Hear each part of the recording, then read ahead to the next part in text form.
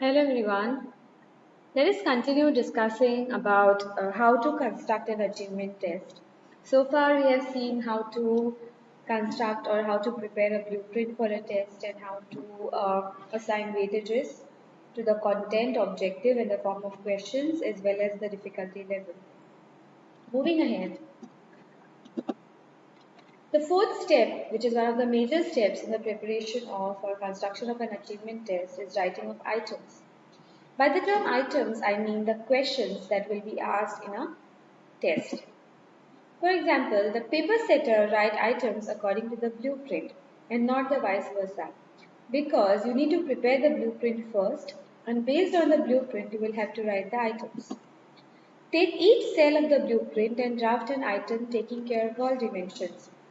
For example, if I look at this blueprint, the first item, if I have to write the first item, what I will do, I will see in the first level, that is remembering level, how many questions have I set.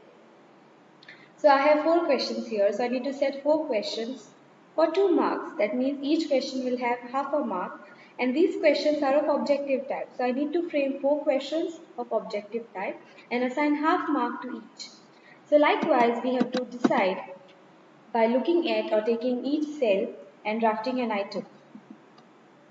The difficulty level has to be considered while writing the items, and we have seen in the weightage to difficulty level that we need to keep the majority of items at the average level, very few at the easy and very few at the difficult or very difficult level.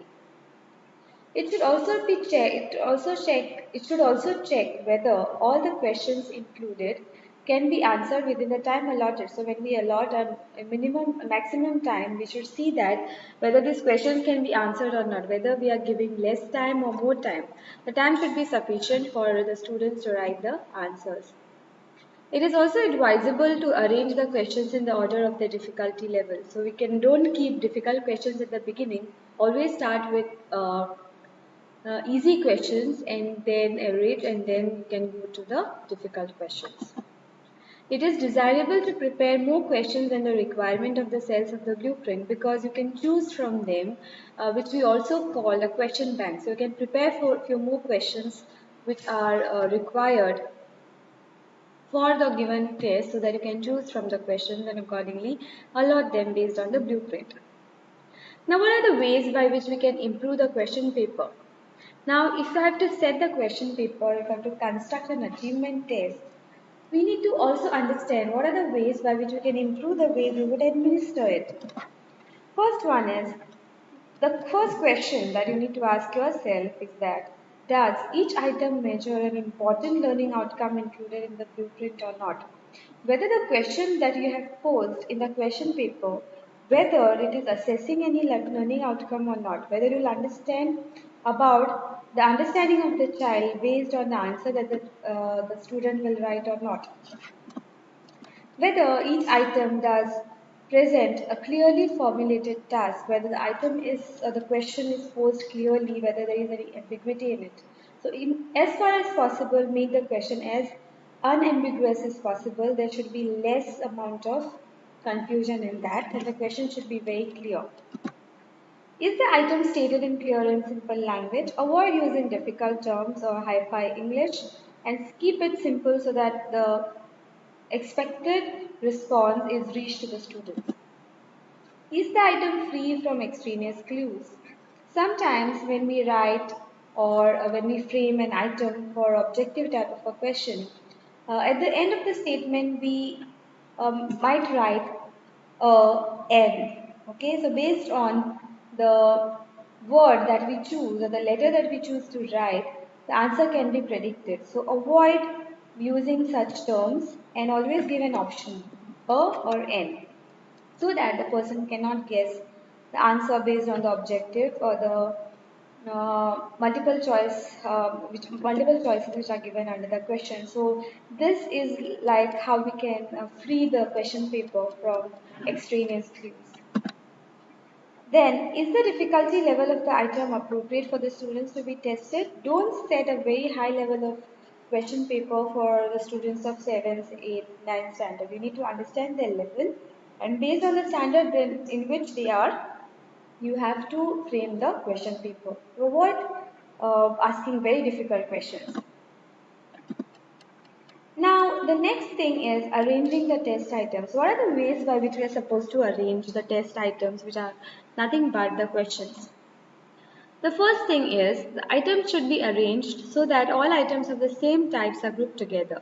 That means if you have 7 objective type of questions, all the objective type of questions may be from different subtopics, they should be clubbed together. So if you are having a question paper, you can start with objective type of questions and mention all the objective type of questions of all the topics together, then short answers together, essays together.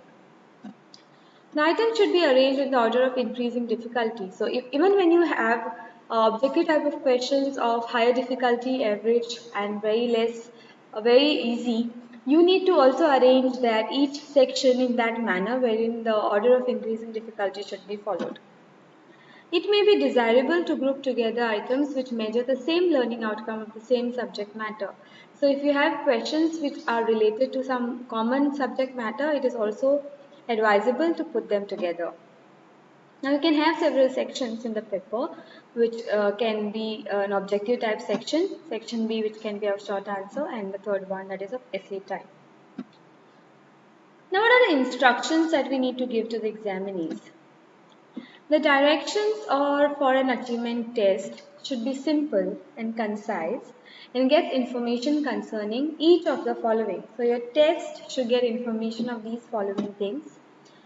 Purpose of the test, why is the test being administered, time allotted to complete the test, the time should be mentioned, how to record the answer, how many words, how many sentences, or whether there is any limit, whether it is a restricted response or extended response that we need to mention.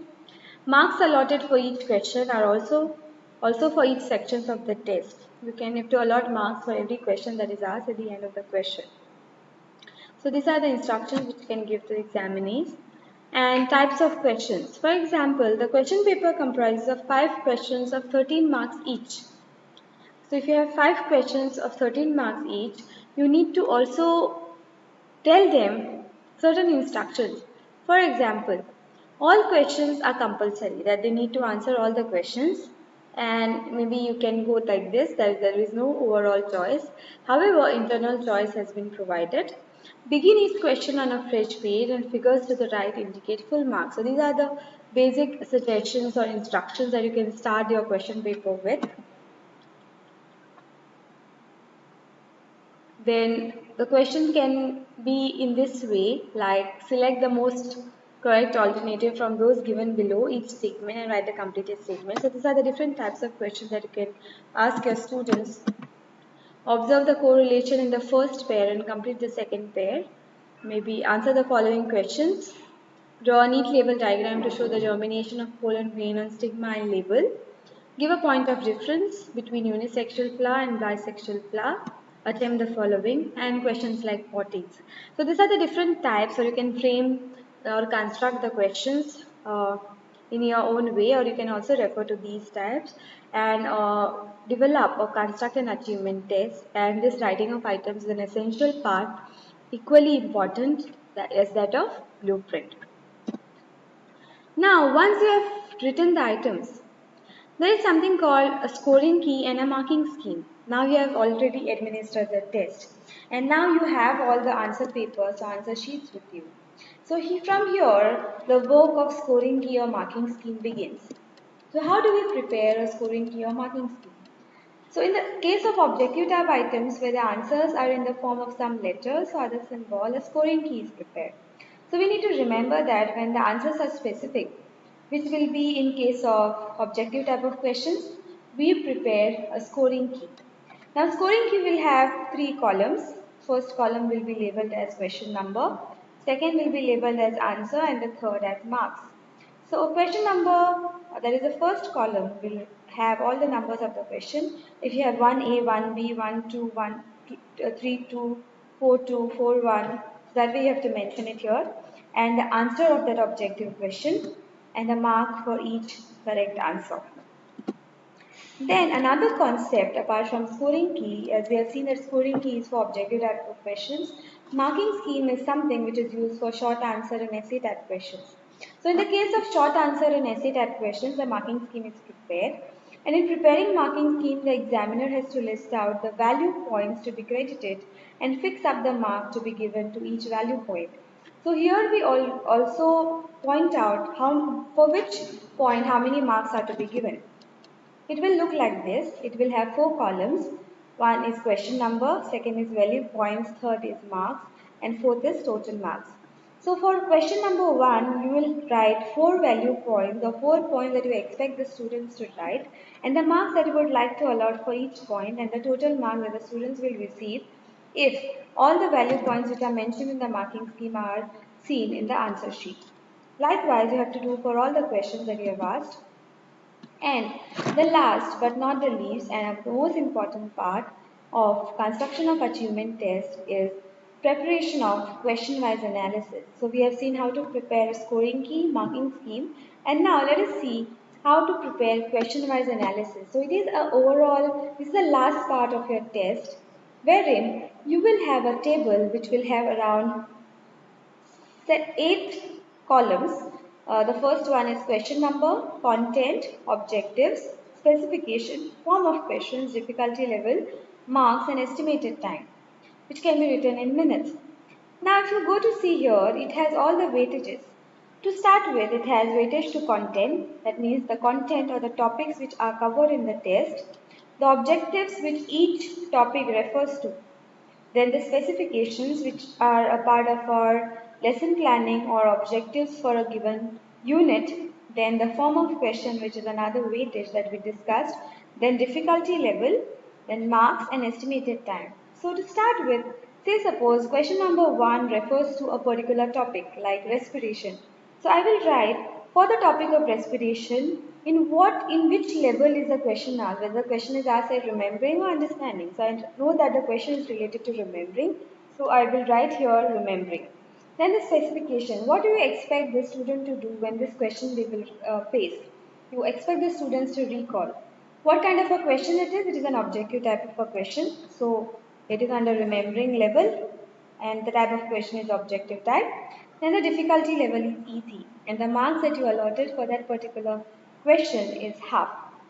And the amount of time the student is supposed to answer the given question is 1 minute. So likewise, we have to do for all the questions and the topic of which the questions covered and the other aspects related to objectives, specification, form of questions, difficulty level and marks are to be added in this particular table. So this is all about question-wise analysis. So if you have any queries related to construction of an achievement test, please feel free to ask it in the chat box. Thank you.